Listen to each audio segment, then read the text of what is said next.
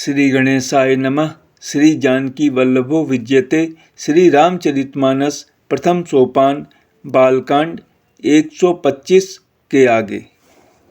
जब कामदेव उस आश्रम में गया तब उसने अपनी माया से वहाँ वसंत ऋतु को उत्पन्न किया। तरह तरह के वृक्षों पर रंग बिरंगे फूल खिल गए, उन पर कोयलें कूकने लगी और भौरे गुंजार करने लगे। कामांगनी को भड़काने वाली 3 प्रकार की शीतल, मंद और सुगंध सुहावनी हवा चलने लगी।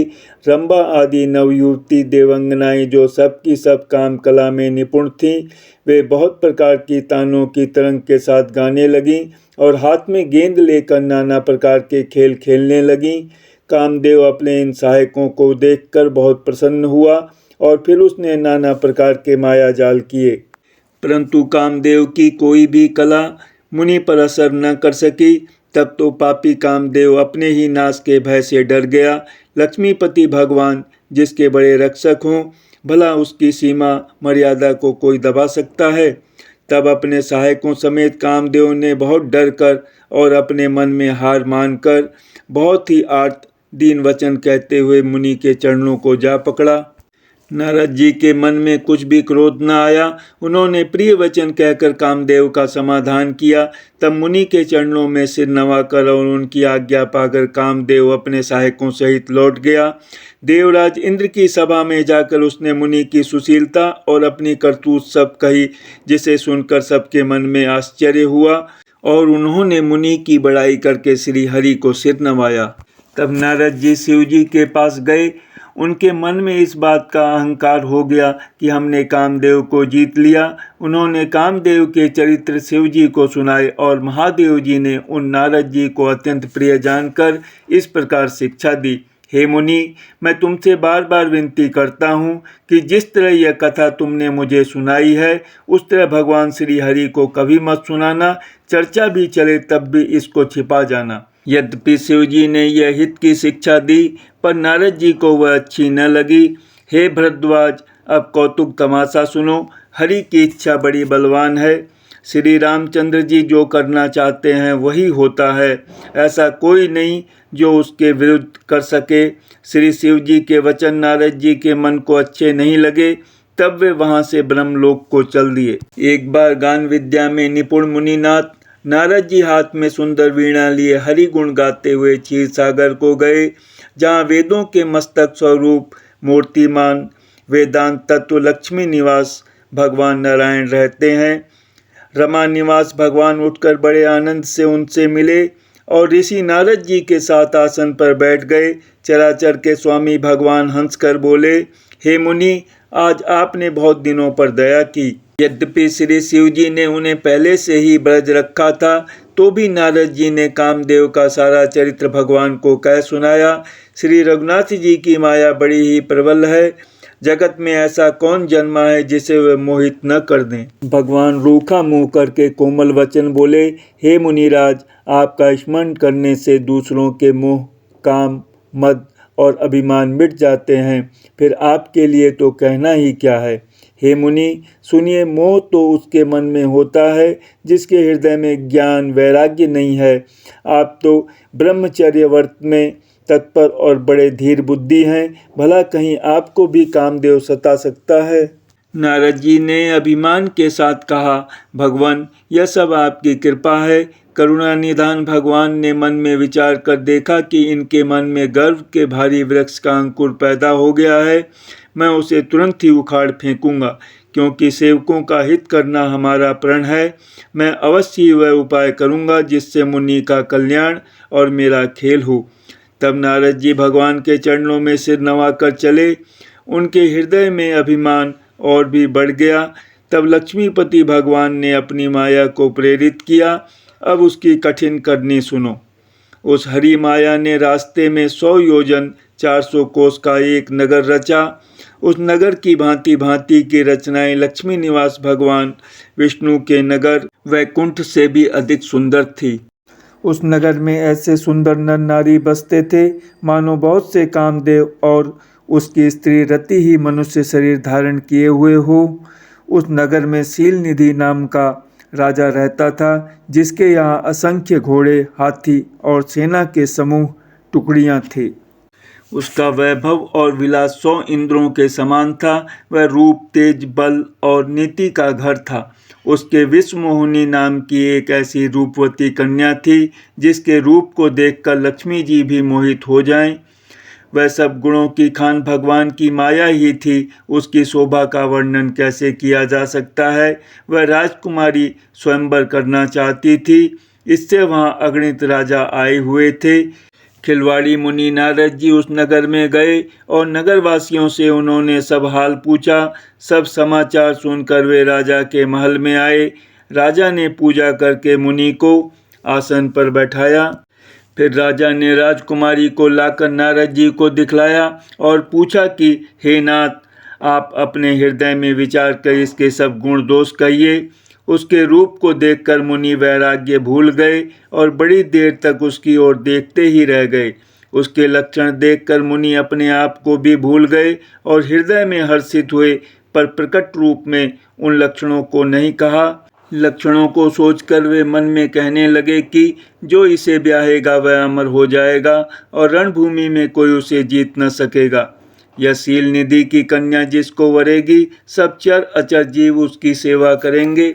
सब लक्षणों को विचार कर मुनि ने अपने हृदय में रख लिया और राजा से कुछ अपनी ओर से बनाकर कह दिए। राजा से लड़की के सुलक्षण कहकर नारद जी चल दिए, पर उनके मन में यह चिंता थी कि मैं जाकर सोच विचार कर अब वही उपाय करूं जिससे यह कन्या मुझे ही वरे। इस समय जब तब से तो कुछ हो नहीं सकता। हे विधाता, मुझे यह कन्या किस तरह मिलेगी। इस समय तो बड़ी भारी शोभा और विशाल सुंदर रूप चाहिए जिसे देखकर राजकुमारी मुझ पर रीझ जाए और तब जयमाला मेरे गले में डाल दे। एक काम करूं कि भगवान से सुंदरता मांगूं, पर भाई उनके पास जाने में तो बहुत देर हो जाएगी। किंतु श्री हरि के समान मेरा हितु भी कोई नहीं है, इसलिए इस समय वे ही मेरे सहायक हों। उस समय नारद जी ने भगवान की बहुत प्रकार से विनती की। तब लीला में कृपालु प्रभु वहीं प्रकट हो गए। स्वामी को देखकर नारद जी के नेत्र शीतल हो गए और वे मन में बड़े ही हर्षित हुए कि अब तो काम बन ही जाएगा। नारद जी ने बहुत दिन होकर सब कथा कह सुनाई और प्रार्थना की कि कृपा कीजिए और कृपा करके मेरे सहायक बनिए। हे प्रभु, आप अपना रूप मुझको दीजिए और किसी प्रकार मैं उस राजकन्या को नहीं पा सकता। हे नाथ, जिस तरह मेरा हित हो आप वही शीघ्र कीजिए। मैं आपका दास हूँ। अपनी माया का विशाल बल देख दीन दयालु भगवान मन ही मन हंसकर बोले, हे नारद जी सुनो, जिस प्रकार आपका परम हित होगा हम वही करेंगे, दूसरा कुछ नहीं। हमारा वचन असत्य नहीं होता। हे योगी मुनि सुनिए, रोग से व्याकुल रोगी कुपथ्य मांगे तो वैद्य उसे नहीं देता। इसी प्रकार मैंने भी तुम्हारा हित करने की ठान ली है। ऐसा कहकर भगवान अंतर्धान हो गए। भगवान की माया के वशीभूत हुए मुनि ऐसे मूढ़ हो गए कि वे भगवान की अगूढ़ स्पष्ट वाणी को भी न समझ सके। ऋषिराज नारद जी तुरंत वहां गए जहां स्वयंवर की भूमि बनाई गई थी। राजा लोग खूब सज धज कर समाज सहित अपने अपने आसन पर बैठे थे। मुनि नारद मन ही मन प्रसन्न हो रहे थे कि मेरा रूप बड़ा सुंदर है, मुझे छोड़ कन्या भूल कर भी दूसरे को न वरेगी। कृपा निदान भगवान ने मुनि के कल्याण के लिए उन्हें ऐसा क्रूप बना दिया कि जिसका वर्णन नहीं हो सकता, पर यह चरित्र कोई भी न जान सका। सबने उन्हें नारद ही जानकर प्रणाम किया। वहाँ 2 शिव जी के गण भी थे। वे सब भेद जानते थे और ब्राह्मण का वेश बनाकर सारी लीला देखते फिरते थे। वे भी बड़े मौजी थे। नारद जी अपने हृदय में रूप का बड़ा अभिमान लेकर जिस समाज पंक्ति में जाकर बैठे थे, ये शिव जी के दोनों गण भी वहीं बैठ गए। ब्राह्मण के वेश में होने के कारण उनकी इस चाल को कोई न जान सका। वे नारद जी को सुना सुना कर व्यंग वचन कहते थे।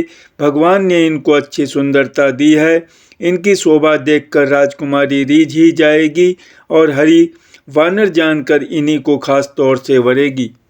नारद मुनि को मोह हो रहा था क्योंकि उनका मन दूसरे के हाथ माया के वश में था। शिव जी के गण बहुत प्रसन्न होकर हंस रहे थे। यद्यपि मुनि उनकी अटपटी बातें सुन रहे थे, पर बुद्धि भ्रम में सनी हुई होने के कारण वे बातें उनकी समझ में नहीं आती थी। उनकी बातों को वे अपनी प्रशंसा समझ रहे थे।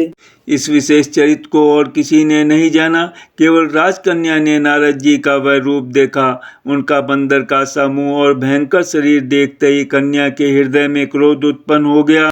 तब राजकुमारी सखियों को साथ लेकर इस तरह चली मानो राजहंसनी चल रही है। वह अपने कमल जैसे हाथों में जयमाला लिए सब राजाओं को देखती हुई घूमने लगी। जिस ओर नारद जी रूप के गर्व में फूले बैठे थे, उस ओर उसने भूल कर भी नहीं ताका। नारद मुनि बार बार उचकते और छटपटाते हैं। उनकी दशा देखकर शिव जी के गण मुस्कुराते हैं। कृपालु भगवान भी राजा का शरीर धारण कर वहां जा पहुँचे।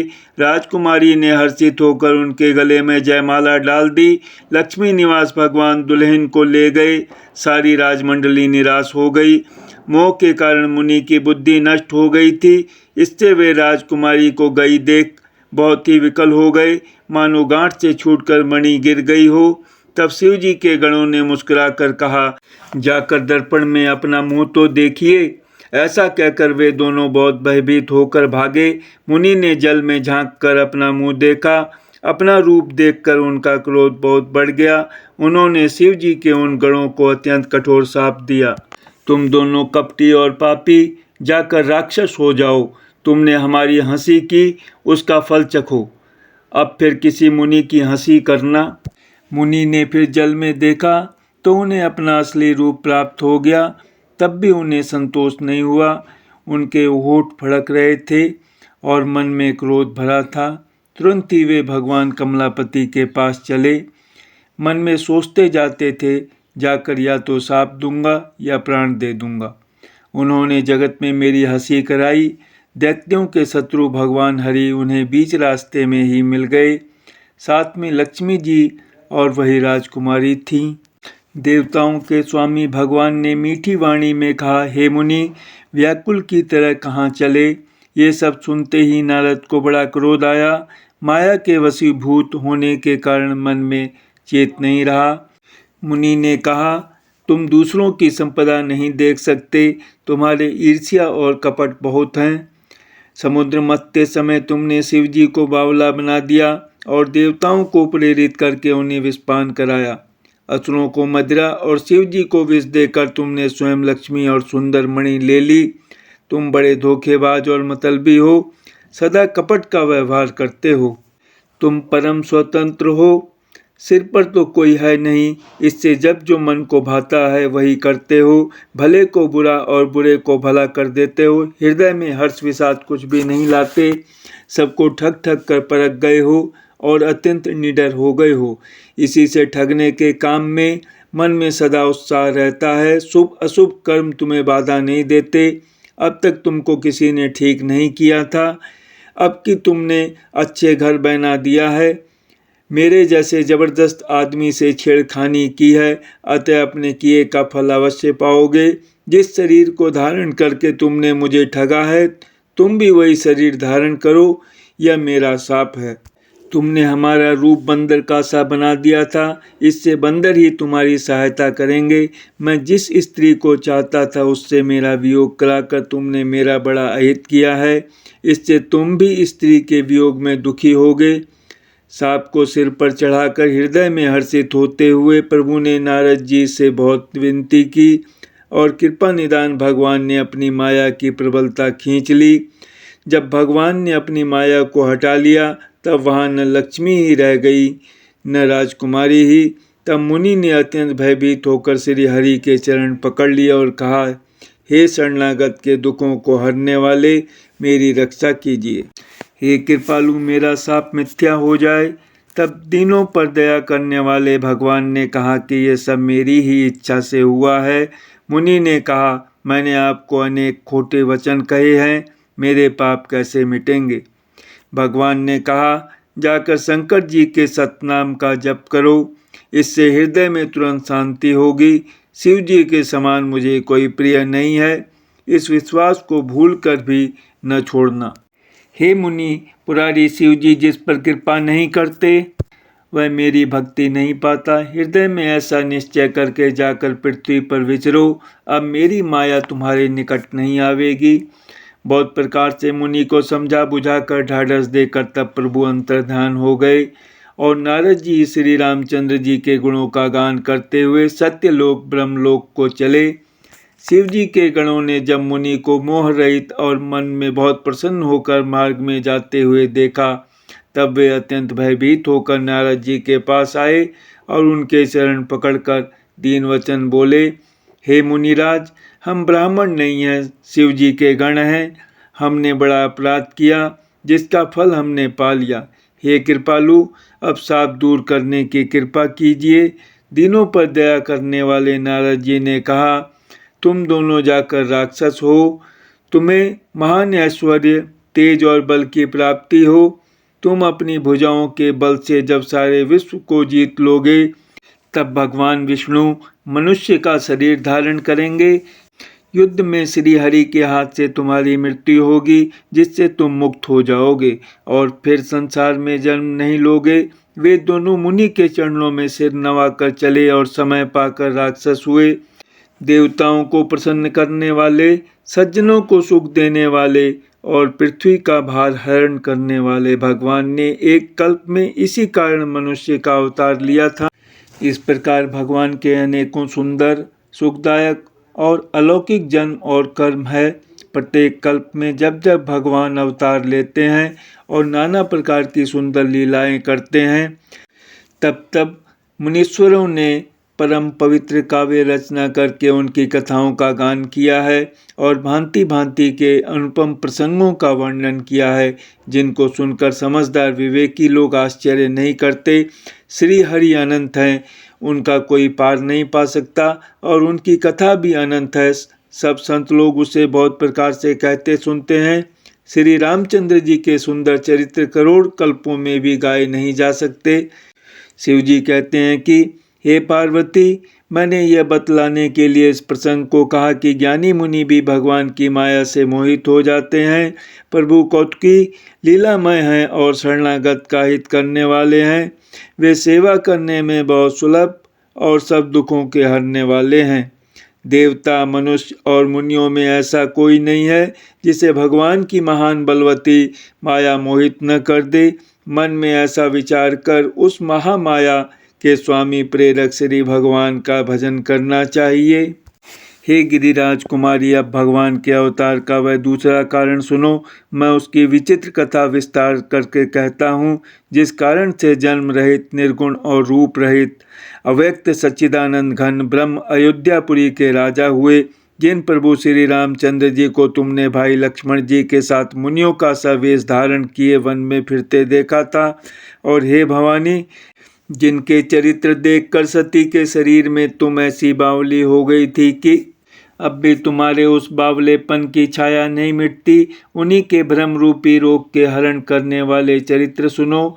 उस अवतार में भगवान ने जो जो लीला की वह सब मैं अपनी बुद्धि के अनुसार तुम्हें कहूँगा। याज्ञवल्क्य जी ने कहा, हे भरद्वाज, शंकर जी के वचन सुनकर पार्वती जी सकुचाकर प्रेम सहित मुस्कुराईं। फिर वृषकेतु शिव जी जिस कारण से भगवान का वह अवतार हुआ था उसका वर्णन करने लगे। हे मुनीश्वर भरद्वाज, मैं वह सब तुमसे कहता हूँ, मन लगाकर सुनो। श्री रामचंद्र जी की कथा कलयुग के पापों को हरने वाली, कल्याण करने वाली और बड़ी सुंदर है। स्वयंभू मनु और उनकी पत्नी शत्रुपा, जिनसे मनुष्यों की यह अनुपम सृष्टि हुई, इन दोनों पति पत्नी के धर्म और आचरण बहुत अच्छे थे। आज भी वे जिनकी मर्यादा का गान करते हैं।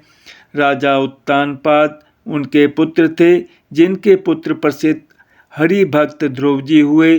उन मनु जी के छोटे लड़के का नाम प्रियव्रत था, जिसकी प्रशंसा वेद और पुराण करते हैं। पुनः देवहूति उनकी कन्या थी, जो कर्दम मुनि की प्यारी पत्नी हुई, और जिन्होंने आदि देव दीनों पर दया करने वाले समर्थ एवं कृपालु भगवान कपिल को गर्भ में धारण किया। तत्वों का विचार करने में अत्यंत निपुण जिन कपिल भगवान ने सांख्य शास्त्र का प्रकट रूप में वर्णन किया, उन स्वयंभू मनु जी ने बहुत समय तक राज्य किया और सब प्रकार से भगवान की आज्ञा रूप शास्त्रों की मर्यादा का पालन किया। घर में रहते बुढ़ापा आ गया, परंतु विषयों से वैराग्य नहीं होता। इस बात को सोचकर उनके मन में बड़ा दुख हुआ कि श्री हरि की भक्ति बिना जन्म यूं ही चला गया। तब मनु जी ने अपने पुत्र को जबरदस्ती राज्य देकर स्वयं स्त्री सहित वन को गमन किया। अत्यंत पवित्र और साधकों को सिद्धि देने वाला तीर्थों में श्रेष्ठ नैमिषारण्य प्रसिद्ध है। वहाँ मुनियों और सिद्धों के समूह बसते हैं। राजा मनु हृदय में हर्षित होकर वहीं चले। वे धीर बुद्धि वाले राजा रानी मार्ग में जाते हुए ऐसे सुशोभित हो रहे थे मानो ज्ञान और भक्ति ही शरीर धारण किए जा रहे हों। चलते चलते वे गोमती के किनारे जा पहुँचे। हर्षित होकर उन्होंने निर्मल जल में स्नान किया। उनको धर्म धुरंधर राजश्री जानकर सिद्ध और ज्ञानी मुनि उनसे मिलने आए। जहाँ जहाँ सुंदर तीर्थ थे, मुनियों ने आदर पूर्वक सभी तीर्थ उनको करा दिए। उनका शरीर दुर्बल हो गया था। वे मुनियों के से वल्कल वस्त्र धारण करते थे और संतों के समाज में नित्य पुराण सुनते थे और 12 अक्षर मंत्र ओम नमो भगवते वासुदेवाय का प्रेम सहित जप करते थे। भगवान वासुदेव के चरण कमलों में उन राजा रानी का मन बहुत ही लग गया। वे साग फल और कंद का आहार करते थे और सच्चिदानंद ब्रह्म का स्मरण करते थे। फिर वे श्री हरि के लिए तप करने लगे और मूल फल को त्याग कर केवल जल के आधार पर रहने लगे।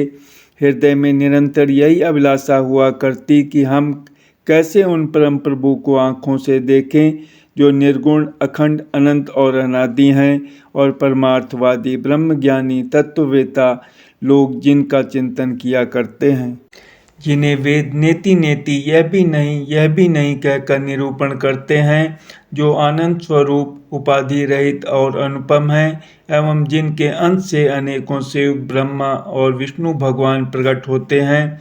ऐसे महान प्रभु भी सेवक के वश में हैं और भक्तों के लिए दिव्य लीला विग्रह धारण करते हैं। यदि वेदों में यह वचन सत्य का है तो हमारी अभिलाषा भी अवश्य पूरी होगी। इस प्रकार जल का आहार करके तप करते 6000 वर्ष बीत गए। फिर 7000 वर्ष वे वायु के आधार पर रहे। 10,000 वर्ष तक उन्होंने वायु का आधार भी छोड़ दिया। दोनों एक पैर से खड़े रहे। उनका अपार तप देखकर ब्रह्मा विष्णु और शिव जी कई बार मनु जी के पास आए। उन्होंने इन्हें अनेक प्रकार से ललचाया और कहा कि कुछ वर मांगो, पर ये परम धैर्यवान राजा रानी अपने तप से किसी के डिगाए नहीं डिगे। यद्यपि उनका शरीर हड्डियों का ढांचा मात्र रह गया था, फिर भी उनके मन में जरा भी पीड़ा नहीं थी। सर्वज्ञ प्रभु ने अनन्य गति आश्रय वाले तपस्वी राजा रानी को निजदास जाना। तब परम गंभीर और कृपा रूपी अमृत से सनी हुई यह आकाशवाणी हुई कि वर मांगो। मुर्दे को भी जिला देने वाली यह सुंदर वाणी कानों के छेदों से होकर जब हृदय में आई, तब राजा रानी के शरीर ऐसे सुंदर और हष्टपुष्ट हो गए मानो अभी घर से आए हैं। कानों में अमृत के समान लगने वाले वचन सुनते ही उनका शरीर पुलकित और प्रफुल्लित हो गया। तब मनु जी दंडवत करके बोले, प्रेम हृदय में समाता न था। हे प्रभु सुनिए, आप सेवकों के लिए कल्प वृक्ष और कामधेनु हैं। आपकी चरण रज की ब्रह्मा विष्णु और शिव जी भी वंदना करते हैं। आप सेवा करने में सुलभ हैं तथा सब सुखों के देने वाले हैं। आप शरणागत के रक्षक और जड़ चेतन के स्वामी हैं। हे अनाथों का कल्याण करने वाले, यदि हम लोगों पर आपका स्नेह है तो प्रसन्न होकर यह वर दीजिए कि आपका जो स्वरूप शिव जी के मन में बसता है और जिसकी प्राप्ति के लिए मुनि लोग यत्न करते हैं, जो काकभुसंडी के मन रूपी मानसरोवर में विहार करने वाला हंस है, सगुण और निर्गुण कहकर वे जिसकी प्रशंसा करते हैं। हे शरणागत के दुख मिटाने वाले प्रभु, ऐसी कृपा कीजिए कि हम उसी रूप को नेत्र भर कर देखें। राजा रानी के कोमल विनय युक्त और प्रेम रस में पगे हुए वचन भगवान को बहुत ही प्रिय लगे। भक्त वत्सल कृपा निधान संपूर्ण विश्व के निवास स्थान या समस्त विश्व में व्यापक सर्वसमर्थ भगवान प्रकट हो गए। भगवान के नीले कमल, नीलमणि और नीले जल युक्त मेघ के समान कोमल, प्रकाशमय और सरस श्याम वर्ण चिन्मय शरीर की शोभा देखकर करोड़ों कामदेव भी लजा जाते हैं। उनका मुख शरद पूर्णिमा के चंद्रमा के समान छवि की सीमा स्वरूप था। गाल और ठोड़ी बहुत सुंदर थे। गला शंख के समान त्रिरेखा युक्त चढ़ाव उतार वाला था। लाल होठ, दांत और नाक अत्यंत सुंदर थे। हंसी चंद्रमा की किरणावली को नीचा दिखाने वाली थी। नेत्रों की छवि नए खिले हुए कमल के समान बड़ी सुंदर थी। मनोहर चितवन जी को बहुत प्यारी लगती थी। टेढ़ी भुवें कामदेव के धनुष की शोभा को हरने वाली थी। ललाट पटल पर प्रकाशमय तिलक था। कानों में मकराकृत मछली के आकार के कुंडल और सिर पर मुकुट सुशोभित था। टेढ़े घुंघराले काले बाल ऐसे सघन थे मानो भौरों के झुंड हों। हृदय पर श्रीवत्स सुंदर वनमाला, रत्न जटित हार और मणियों के आभूषण सुशोभित थे। सिंह की सी गर्दन थी, सुंदर जनेऊ था। भुजाओं में जो गहने थे वे भी सुंदर थे। हाथी की सूंड के समान उतार चढ़ाव वाले सुंदर भुजदंड थे। कमर में तरकस और हाथ में बाण और धनुष शोभा पा रहे थे। स्वर्ण वर्ण का प्रकाशमय पीताम्बर बिजली को लजाने वाला था। पेट पर सुंदर 3 रेखाएं त्रिवली थीं। नाभि ऐसी मनोहर थी मानो यमुना जी के भंवरों की छवि को छीने लेती हों।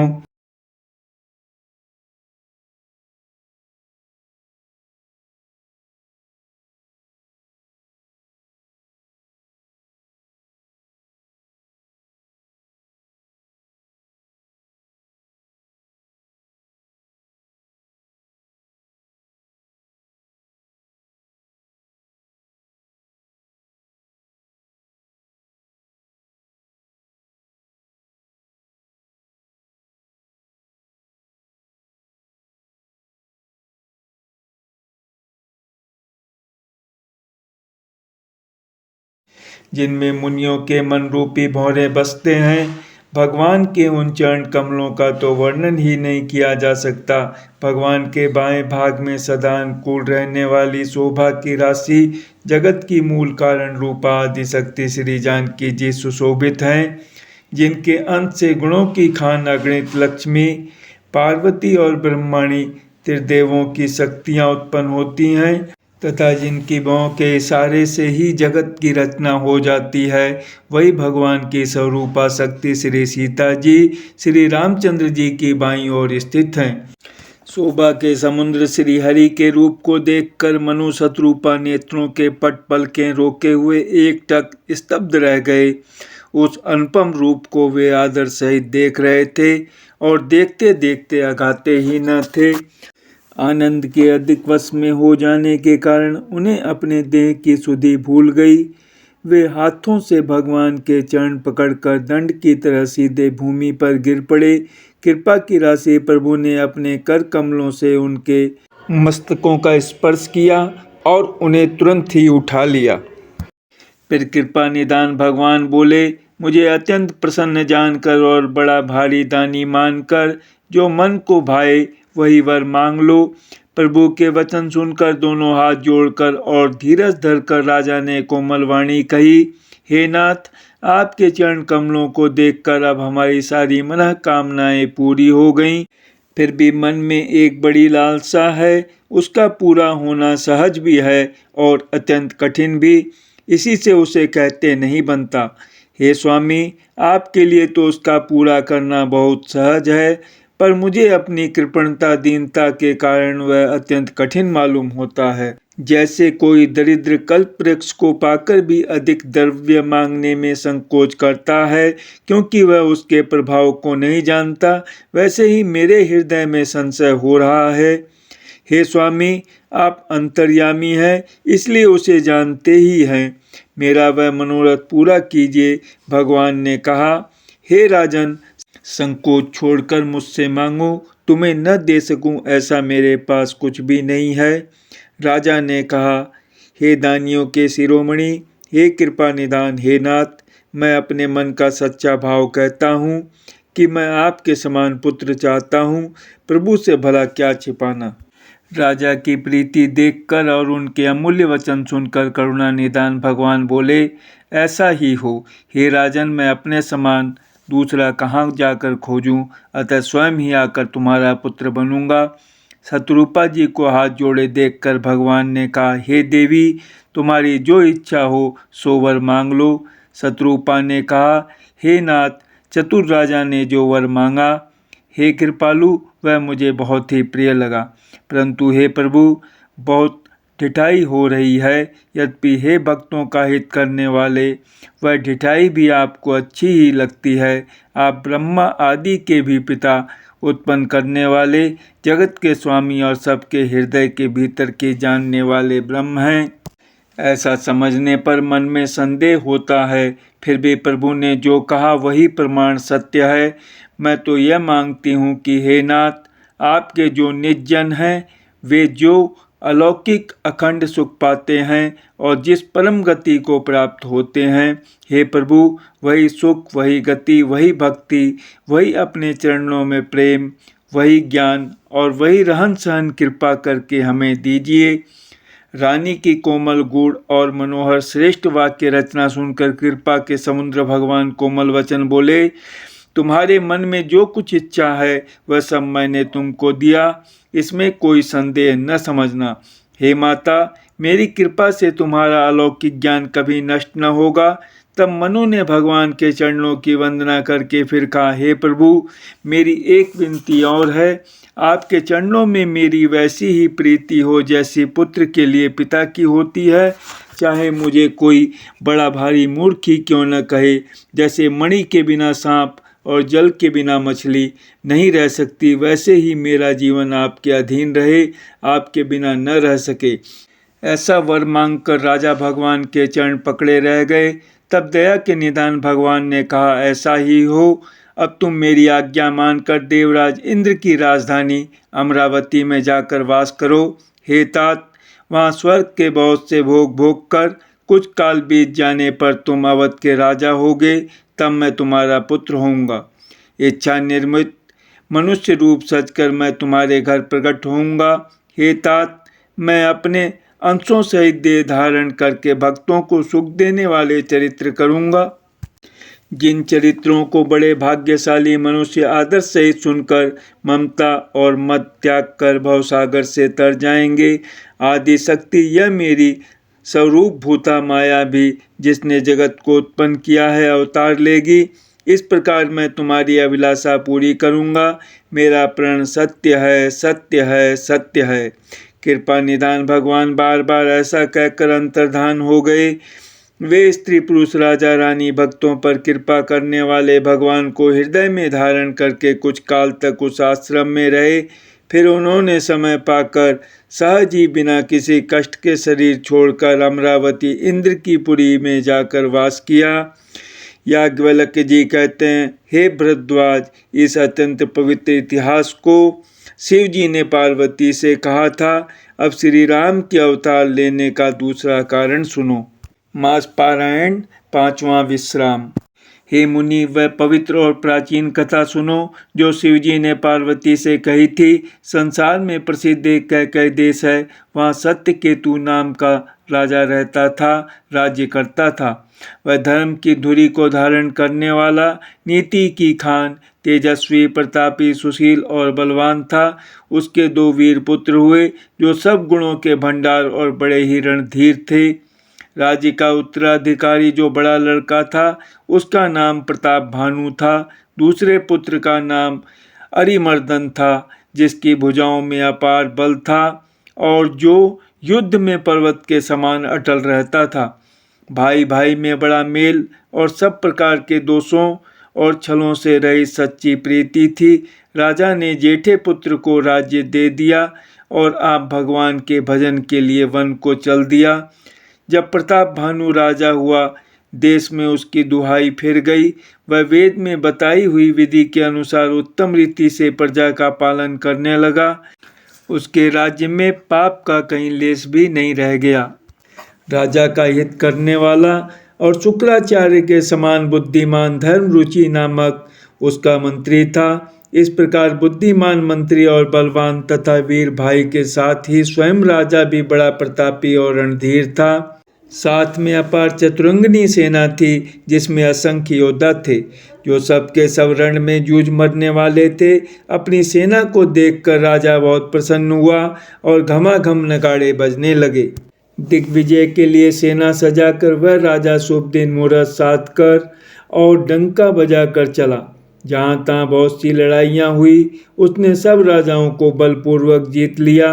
अपनी भुजाओं के बल से उसने सातों द्वीपों भूमि खंडों को वश में कर लिया और राजाओं से दंड कर लेकर उन्हें छोड़ दिया। संपूर्ण पृथ्वी मंडल का उस समय प्रताप भानु ही एकमात्र चक्रवर्ती राजा था। संसार भर को अपनी भुजाओं के बल से वश में करके राजा ने अपने नगर में प्रवेश किया। राजा अर्थ, धर्म और काम आदि के सुखों का समयानुसार सेवन करता था। राजा प्रताप भानु का बल पाकर भूमि सुंदर कामधेनु मनचाही वस्तु देने वाली हो गई। उनके राज्य में प्रजा सब प्रकार के दुखों से रहित और सुखी थी और सभी स्त्री पुरुष सुंदर और धर्मात्मा थे। धर्म रुचि मंत्री का श्री हरि के चरणों में प्रेम था। वह राजा के हित के लिए सदा उसको नीति सिखाया करता था। राजा गुरु देवता संत पितर और ब्राह्मण इन सब की सदा सेवा करता रहता था।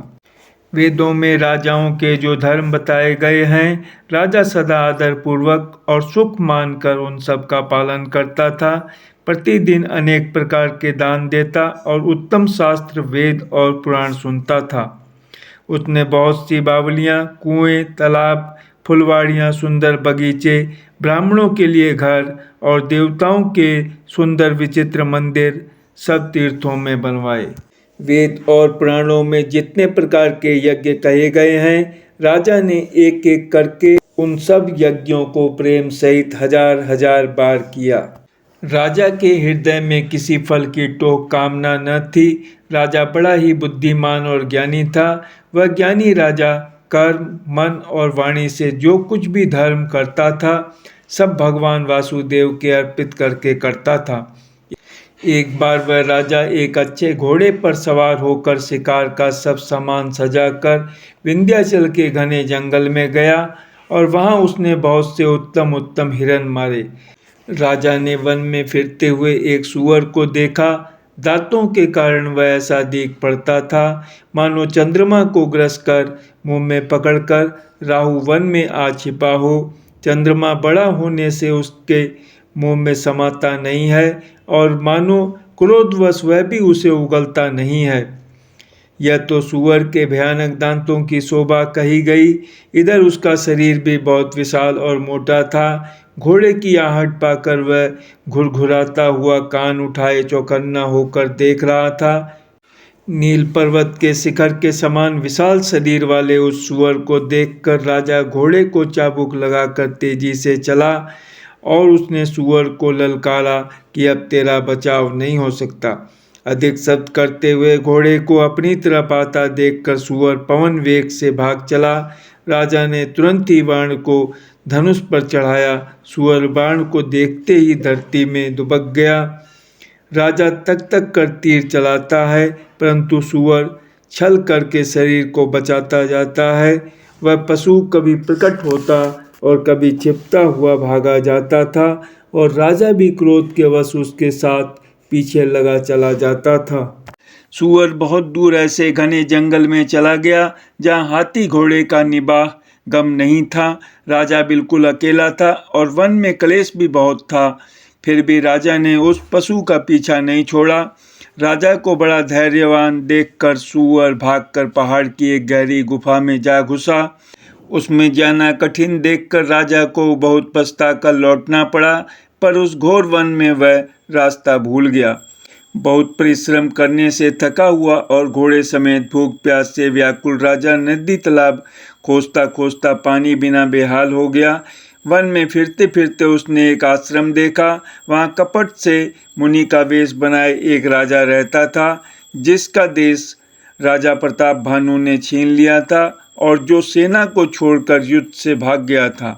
प्रताप भानु का समय अच्छे दिन जानकर और अपना कुसमय बुरे दिन अनुमान कर उसके मन में बड़ी ग्लानि हुई। इससे वह न तो घर गया और न अभिमानी होने के कारण राजा प्रताप भानु से ही मेल किया। दरिद्र की भांति मन ही में क्रोध को मारकर वह राजा तपस्वी के वेश में वन में रहता था। राजा प्रताप भानु उसी के पास गया। उसने तुरंत पहचान लिया कि यह प्रताप भानु है। राजा प्यासा होने के कारण व्याकुलता में उसे पहचान न सका। सुंदर वेश देखकर राजा ने उसे महामुनि समझा और घोड़े से उतरकर उसे प्रणाम किया, परंतु बड़ा चतुर होने के कारण राजा ने उसे अपना नाम नहीं बतलाया। राजा को प्यासा देखकर उसने सरोवर दिखला दिया। हर्षित होकर राजा ने घोड़े सहित उसमें स्नान और जलपान किया। सारी थकावट मिट गई। राजा सुखी हो गया।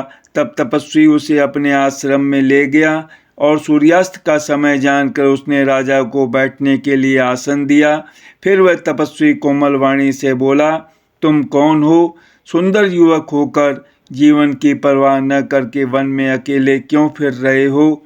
तुम्हारे चक्रवर्ती राजा के से लक्षण देखकर मुझे बड़ी दया आती है। राजा ने कहा, हे मुनीश्वर, सुनिए, प्रताप भानु नाम का एक राजा है। मैं उसका मंत्री हूँ। शिकार के लिए फिरते हुए राह भूल गया हूँ। बड़े भाग्य से यहाँ आकर मैंने आपके चरणों के दर्शन पाए हैं। हमें आपका दर्शन दुर्लभ था, इससे जान पड़ता है कुछ भला होने वाला है। मुनि ने कहा, हे तात, अंधेरा हो गया। तुम्हारा नगर यहाँ से 70 योजन पर है। हे सुजान, सुनो, घोर अंधेरी रात है, घना जंगल है, रास्ता नहीं है। ऐसा समझकर तुम आज यहीं ठहर जाओ, सवेरा होते ही चले जाना। तुलसीदास जी कहते हैं, जैसी होनहार होती है वैसी ही सहायता मिल जाती है। या तो वह आप ही उसके पास आती है या उसको वहाँ ले जाती है। हे नाथ, बहुत अच्छा, ऐसा कहकर और उसकी आज्ञा सिर चढ़ाकर घोड़े को वृक्ष से बांधकर राजा बैठ गया। राजा ने उसकी बहुत प्रकार से प्रशंसा की और उसके चरणों की वंदना करके अपने भाग्य की सराहना की। फिर सुंदर कोमल वाणी से कहा, हे प्रभु, आपको पिता जानकर मैं ढिठाई करता हूँ। हे मुनीश्वर, मुझे अपना पुत्र और सेवक जानकर अपना नाम धाम विस्तार से बतलाइए। राजा ने उसको नहीं पहचाना, पर वह राजा को पहचान गया था। राजा तो शुद्ध हृदय था और वह कपट करने में चतुर था। एक तो वैरी, फिर जाति का क्षत्रिय, फिर राजा। वह छल बल से अपना काम बनाना चाहता था। वह शत्रु अपने राज्य सुख को समझ करके स्मरण करके दुखी था। उसकी छाती कुम्हार के आंवे की आग की तरह भीतर ही भीतर सुलग रही थी। राजा के सरल वचन कान से सुनकर अपने वैर को याद कर वह हृदय में हर्षित हुआ। वह कपट में डुबोकर बड़ी युक्ति के साथ कोमल वाणी बोला, अब हमारा नाम भिखारी है, क्योंकि हम निर्धन और अनिकेत घर द्वारहीन हैं। राजा ने कहा, जो आपके सदृश विज्ञान के निधान और सर्वथा अपमान रहित होते हैं, वे अपने स्वरूप को सदा छिपाए रहते हैं, क्योंकि कुवेश बनाकर रहने में ही सब तरह का कल्याण है। प्रकट संत वेश में मान होने की संभावना है और मान से पतन की। इसी से तो संत और वेद पुकार कर कहते हैं कि परम अकिंचन सर्वथा अहंकार ममता और मान रहित ही भगवान को प्रिय होते हैं। आप सरीखे निर्धन भिखारी और गृहहीनों को देखकर ब्रह्मा और शिव जी को भी संदेह हो जाता है कि वे वास्तव में संत हैं या भिखारी। आप जो हों सो हों, अर्थात जो कोई भी हो, मैं आपके चरणों में नमस्कार करता हूँ। हे स्वामी, अब मुझ पर कृपा कीजिए। अपने ऊपर राजा की स्वाभाविक प्रीति और अपने विषय में उसका अधिक विश्वास देखकर सब प्रकार से राजा को अपने वश में करके अधिक स्नेह दिखाता हुआ वह कपट तपस्वी बोला, हे राजन, सुनो, मैं तुमसे सत्य कहता हूँ, मुझे यहाँ रहते हुए बहुत समय बीत गया। अब तक न तो कोई मुझसे मिला और न मैं अपने को किसी पर प्रकट करता हूँ, क्योंकि लोक में प्रतिष्ठा अग्नि के समान है, जो तप रूपी वन को भस्म कर डालती है। तुलसीदास जी कहते हैं, सुंदर वेश देखकर मूढ़ नहीं, मूढ़ तो मूढ़ ही है। चतुर मनुष्य भी धोखा खा जाते हैं। सुंदर मोर को देखो, उसका वचन तो अमृत के समान है और आहार सांप का है। कपट तपस्वी ने कहा, इसी से मैं जगत में छिपकर रहता हूँ। श्री हरि को छोड़कर किसी से कुछ भी प्रयोजन नहीं रखता। प्रभु तो बिना जनाए ही सब जानते हैं। फिर कहो, संसार को रिझाने से क्या सिद्धि मिलेगी? तुम पवित्र और सुंदर बुद्धि वाले हो, इससे मुझे बहुत ही प्यारे हो और तुम्हारी भी मुझ पर प्रीति और विश्वास है। हे तात, अब यदि मैं तुमसे कुछ छिपाता हूँ तो मुझे बहुत ही भयानक दोष लगेगा। ज्यों-ज्यों वह तपस्वी उदासीनता की बातें कहता था, त्यों ही त्यों राजा को विश्वास उत्पन्न होता जाता था। जब उस बगुले की तरह ध्यान लगाने वाले कपटी मुनि ने राजा को कर्म, मन और वचन से अपने वश में जाना, तब वह बोला, हे भाई, हमारा नाम एक तनु है। यह सुनकर राजा ने फिर सिर नवाकर कहा, मुझे अपना अत्यंत अनुरागी सेवक जानकर अपने नाम का अर्थ समझाकर कहिए। कपटी मुनि ने कहा, जब सबसे पहले सृष्टि उत्पन्न हुई थी तभी मेरी उत्पत्ति हुई थी। तब से मैंने फिर दूसरी देह नहीं धारण की। इसी से मेरा नाम एक तनु है। हे पुत्र, मन में आश्चर्य मत करो, तब से कुछ भी दुर्लभ नहीं है। तप के बल से ब्रह्मा जगत को रचते हैं, तप ही के बल से विष्णु संसार का पालन करने वाले बने हैं, तप ही के बल से रुद्र संहार करते हैं। संसार में कोई ऐसी वस्तु नहीं जो तप से न मिल सके। यह सुनकर राजा को बड़ा अनुराग हुआ। तब वह तपस्वी पुरानी कथाएं कहने लगा। कर्म, धर्म और अनेकों प्रकार के इतिहास कहकर वह वैराग्य और ज्ञान का निरूपण करने लगा। सृष्टि की उत्पत्ति, पालन, स्थिति और संहार, प्रलय की अपार आश्चर्य भरी कथाएं उसने विस्तार से कहीं। राजा सुनकर उस तपस्वी के वश में हो गया और तब वह उसे अपना नाम बताने लगा। तपस्वी ने कहा, राजन, मैं तुमको जानता हूँ। तुमने कपट किया, वह मुझे अच्छा लगा। हे राजन, सुनो, ऐसी नीति है कि राजा लोग जहाँ तहाँ अपना नाम नहीं कहते। तुम्हारी वही चतुराई समझकर तुम पर मेरा बड़ा प्रेम हो गया है। तुम्हारा नाम प्रताप भानु है। महाराज, सत्यकेतु तुम्हारे पिता थे। हे राजन, गुरु की कृपा से मैं सब जानता हूँ, पर अपनी हानि समझकर कहता नहीं। हे तात, तुम्हारा स्वाभाविक सीधापन, सरलता, प्रेम, विश्वास और नीति में निपुणता देखकर मेरे मन में तुम्हारे ऊपर बड़ी ममता उत्पन्न हो गई है। इसलिए मैं तुम्हारे पूछने पर अपनी कथा कहता हूँ। अब मैं प्रसन्न हूँ, इसमें संदेह न करना। हे राजन, जो मन को भावे वही मांग लो। सुंदर प्रिय वचन सुनकर राजा हर्षित हो गया और मुनि के पैर पकड़कर उसने बहुत प्रकार से विनती की। हे दया सागर मुनि, आपके दर्शन से ही चारों पदार्थ, अर्थ, धर्म, काम और मोक्ष मेरी मुट्ठी में आ गए। तो भी स्वामी को प्रसन्न देखकर मैं यह दुर्लभ वर मांगकर क्यों न शोक रहित हो जाऊं। मेरा शरीर वृद्धावस्था, मृत्यु और दुख से रहित हो जाए, मुझे युद्ध में कोई जीत न सके और पृथ्वी पर मेरा 100 कल्प तक एक छत्र अकंटक राज्य हो। तपस्वी ने कहा, हे राजन, ऐसा ही हो, पर एक बात कठिन है, उसे भी सुन लो। हे पृथ्वी के स्वामी, केवल ब्राह्मण कुल को छोड़ काल भी तुम्हारे चरणों पर सिर नवाएगा। तप के बल से ब्राह्मण सदा बलवान रहते हैं, उनके क्रोध से रक्षा करने वाला कोई नहीं है। हे नरपति, यदि तुम ब्राह्मणों को वश में कर लो तो ब्रह्मा, विष्णु और महेश भी तुम्हारे अधीन हो जाएंगे। ब्राह्मण कुल से जोर जबरदस्ती नहीं चल सकती। मैं दोनों भुजा उठाकर सत्य कहता हूँ। हे राजन, सुनो, ब्राह्मणों के साथ बिना तुम्हारा नाश किसी काल में नहीं होगा। राजा उसके वचन सुनकर बड़ा प्रसन्न हुआ और कहने लगा, हे स्वामी, मेरा नाश अब नहीं होगा। हे कृपा निधान प्रभु, आपकी कृपा से मेरा सब समय कल्याण होगा। एवमस्तु, ऐसा ही हो कहकर वह कुटिल कपटी मुनि फिर बोला, किंतु तुम मेरे मिलने तथा अपने राह भूल जाने की बात किसी से कहना नहीं। यदि कह दोगे तो हमारा दोष नहीं। हे राजन, मैं तुमको इसलिए मना करता हूँ कि इस प्रसंग को कहने से तुम्हारी बड़ी हानि होगी। छठे कान में यह बात पढ़ते ही तुम्हारा नाश हो जाएगा। मेरा यह वचन सत्य जानना। हे प्रताप भानु, सुनो, इस बात के प्रकट करने से अथवा ब्राह्मणों के शाप से तुम्हारा नाश होगा और किसी उपाय से, चाहे ब्रह्मा और शंकर भी मन में क्रोध करें, तुम्हारी मृत्यु नहीं होगी। राजा ने मुनि के चरण पकड़कर कहा, हे स्वामी, सत्य ही है, ब्राह्मण और गुरु के क्रोध से कहिए कौन रक्षा कर सकता है। यदि ब्रह्मा भी क्रोध करे तो गुरु बचा लेते हैं, पर गुरु से विरोध करने पर जगत में कोई भी बचाने वाला नहीं है। यदि मैं आपके कथन के अनुसार नहीं चलूँगा तो भले ही मेरा नाश हो जाए, मुझे इसकी चिंता नहीं है। मेरा मन तो हे प्रभु केवल एक ही डर से डर रहा है कि ब्राह्मणों का शाप बड़ा भयानक होता है। वे ब्राह्मण किस प्रकार से वश में हो सकते हैं, कृपा करके वह भी बताइए। हे दीन दयालु, आपको छोड़कर और किसी को मैं अपना हेतु नहीं देखता।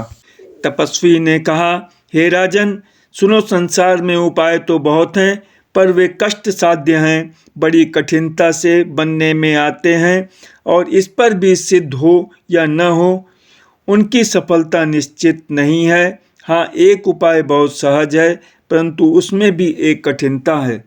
हे राजन, वह युक्ति तो मेरे हाथ है, पर मेरा जाना तुम्हारे नगर में हो नहीं सकता। जब से पैदा हुआ हूँ तब से आज तक मैं किसी के घर अथवा गांव नहीं गया, परंतु यदि नहीं जाता हूँ तो तुम्हारा काम बिगड़ता है। आज यह बड़ा असमंजस आ पड़ा है। यह सुनकर राजा कोमल वाणी से बोला, हे नाथ, वेदों में ऐसी नीति कही गई है कि बड़े लोग छोटों पर स्नेह करते ही हैं। पर्वत अपने सिरों पर सदा तृण घास को धारण किए रहते हैं। अगाध समुद्र अपने मस्तक पर फेन को धारण करता है, और धरती अपने सिर पर सदा धूलि को धारण किए रहती है। ऐसा कहकर राजा ने मुनि के चरण पकड़ लिए और कहा, हे स्वामी, कृपा कीजिए, आप संत हैं, दीन दयालु हैं, अतः हे प्रभु, मेरे लिए इतना कष्ट अवश्य सहिए। राजा को अपने अधीन जानकर कपट में प्रवीण तपस्वी बोला, हे राजन, सुनो, मैं तुमसे सत्य कहता हूँ, जगत में मुझे कुछ भी दुर्लभ नहीं है। मैं तुम्हारा काम अवश्य करूँगा, क्योंकि तुम मन, वाणी और शरीर तीनों से मेरे भक्त हो। पर योग, युक्ति, तप और मंत्रों का प्रभाव तभी फलीभूत होता है जब वे छिपा कर किए जाते हैं। हे नरपति, मैं यदि रसोई बनाऊं और तुम उसे परोसो और मुझे कोई जानने न पावे, तो उस अन्न को जो जो खाएगा सो तुम्हारा आज्ञाकारी बन जाएगा। यही नहीं, उन भोजन करने वालों के घर भी जो कोई भोजन करेगा, हे राजन सुनो, वह भी तुम्हारे अधीन हो जाएगा। हे राजन, जाकर यही उपाय करो और वर्ष भर भोजन कराने का संकल्प कर लेना। नित्य नए 1 लाख ब्राह्मणों को कुटुंब सहित निमंत्रित करना। मैं तुम्हारे संकल्प के काल अर्थात 1 वर्ष तक प्रतिदिन भोजन बना दिया करूँगा। हे राजन, इस प्रकार बहुत ही थोड़े परिश्रम से सब ब्राह्मण तुम्हारे वश में हो जाएंगे। ब्राह्मण हवन, यज्ञ और सेवा पूजा करेंगे तो उस प्रसंग संबंध से देवता भी सहज ही वश में हो जाएंगे। मैं एक और पहचान तुमको बताए देता हूँ कि मैं इस रूप में कभी ना आऊँगा। हे राजन, मैं अपनी माया से तुम्हारे पुरोहित को हर लाऊंगा, तप के बल से उसे अपने समान बनाकर 1 वर्ष तक यहाँ रखूँगा। और हे राजन सुनो, मैं उसका रूप बनाकर सब प्रकार से तुम्हारा काम सिद्ध करूँगा। हे राजन, रात बहुत बीत गई, अब सो जाओ। आज से तीसरे दिन मुझसे तुम्हारी भेंट होगी। तप के बल से मैं घोड़े सहित तुमको सोते ही मैं घर पहुँचा दूँगा। मैं वही पुरोहित का वेश धर कर आऊँगा। जब एकांत में तुमको बुलाकर सब कथा सुनाऊँगा, तब तुम मुझे पहचान लेना। राजा ने आज्ञा मानकर शयन किया और वह कपट ज्ञानी आसन पर जा बैठा। राजा थका था, उसे खूब गहरी नींद आ गई, पर वह कपटी कैसे सोता, उसे तो बहुत चिंता हो रही थी। उसी समय वहाँ कालकेतु राक्षस आया, जिसने सूअर बनकर राजा को भटकाया था। वह तपस्वी राजा का बड़ा मित्र था और खूब छल प्रपंच जानता था। उसके 100 पुत्र और 10 भाई थे, जो बड़े ही दुष्ट, किसी से न जीते जाने वाले और देवताओं को दुख देने वाले थे। ब्राह्मणों, संतों और देवताओं को दुखी देखकर राजा ने उन सबको पहले ही युद्ध में मार डाला था। उस दुष्ट ने पिछला वैर याद करके तपस्वी राजा से मिलकर सलाह विचारी, षड्यंत्र किया और जिस प्रकार शत्रु का नाश हो वही उपाय रचा। भावी वर्ष राजा प्रताप भानु कुछ भी न समझ सका। तेजस्वी शत्रु अकेला भी हो तो भी उसे छोटा नहीं समझना चाहिए। जिसका सिर मात्र बचा था वह राहु आज तक सूर्य चंद्रमा को दुख देता है। तपस्वी राजा अपने मित्र को देख प्रसन्न हो उठकर मिला और सुखी हुआ। उसने मित्र को सब कथा कह सुनाई। तब राक्षस आनंदित होकर बोला, हे राजन सुनो, जब तुमने मेरे कहने के अनुसार इतना काम कर लिया तो अब मैंने शत्रु को काबू में कर ही लिया समझो। तुम अब चिंता त्याग सो रहो। विधाता ने बिना ही दवा के रोग दूर कर दिया। कुल सहित शत्रु को जड़ मूल से उखाड़ बहाकर आज से चौथे दिन मैं तुमसे आ मिलूंगा। इस प्रकार तपस्वी राजा को खूब दिलासा देकर वो महामायावी और अत्यंत क्रोधी राक्षस चला। उसने प्रताप भानु राजा को घोड़े से ही क्षण भर में घर पहुंचा दिया। राजा को रानी के पास सुलाकर घोड़े को अच्छी तरह से घुड़साल में बांध दिया। फिर वह राजा के पुरोहित को उठा ले गया और माया से उसकी बुद्धि को भ्रम में डालकर उसे उसने पहाड़ की कोह में ला रखा। वह पुरोहित का रूप बनाकर उसकी सुंदर सेज पर जा लेटा। राजा सवेरा होने से पहले ही जागा और अपना घर देखकर उसने बड़ा ही आश्चर्य माना। मन में मुनि की महिमा का अनुमान करके वह धीरे से उठा जिसमें रानी न जान पावे। फिर उसी घोड़े पर चढ़कर वन को चला गया। नगर के किसी भी स्त्री पुरुष ने नहीं जाना। दोपहर बीत जाने पर राजा आया। घर घर उत्सव होने लगे और बधावा बजने लगा। जब राजा ने पुरोहित को देखा तब वह अपने उसी कार्य का स्मरण कर उसे आश्चर्य से देखने लगा। राजा को 3 दिन युग के समान बीते। उसकी बुद्धि कपटी मुनि के चरणों में लगी रही। निश्चित समय जानकर पुरोहित बना हुआ राक्षस आया और राजा के साथ की हुई गुप्त सलाह के अनुसार उसने अपने सब विचार उसे समझाकर कह दिए। संकेत के अनुसार गुरु को उस रूप में पहचान कर राजा प्रसन्न हुआ।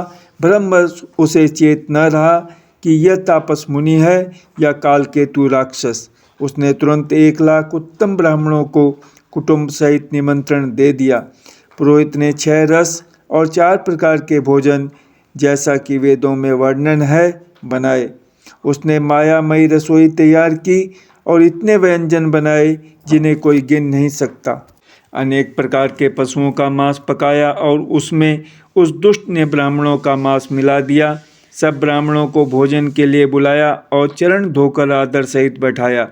जो ही राजा परोसने लगा उसी काल केतुकृत आकाशवाणी हुई, हे ब्राह्मणों, उठ उठकर अपने घर जाओ, यह अन्न मत खाओ। इसके खाने में बड़ी हानि है। रसोई में ब्राह्मणों का मांस बना है। आकाशवाणी का विश्वास मानकर सब ब्राह्मण उठ खड़े हुए। राजा व्याकुल हो गया, परंतु उसकी बुद्धि मोह में भूली हुई थी। होनहारवश उसके मुँह से एक बात भी न निकली। तब ब्राह्मण क्रोध सहित बोल उठे। उन्होंने कुछ भी विचार नहीं किया। अरे मूर्ख राजा, तू जाकर परिवार सहित राक्षस हो। रे नीच क्षत्रिय, तूने तो परिवार सहित ब्राह्मणों को बुलाकर उन्हें नष्ट करना चाहा था। ईश्वर ने हमारे धर्म की रक्षा की, अब तू परिवार सहित नष्ट होगा। 1 वर्ष के भीतर तेरा नाश हो जाए। तेरे कुल में कोई पानी देने वाला तक न रहेगा। साफ सुनकर राजा भय के मारे अत्यंत व्याकुल हो गया। फिर सुंदर आकाशवाणी हुई, हे ब्राह्मणों, तुमने विचार कर साप नहीं दिया। राजा ने कुछ भी अपराध नहीं किया। आकाशवाणी सुनकर सब ब्राह्मण चकित हो गए। तब राजा वहाँ गया जहाँ भोजन बना था। देखा तो वहाँ न भोजन था न रसोइया ब्राह्मण ही था। तब राजा मन में अपार चिंता करता हुआ लौटा। उसने ब्राह्मणों को सब वृत्तांत सुनाया और बड़ा ही भयभीत और व्याकुल होकर वह पृथ्वी पर गिर पड़ा। हे राजन, यद्यपि तुम्हारा दोष नहीं है तो भी होनहार नहीं मिटता।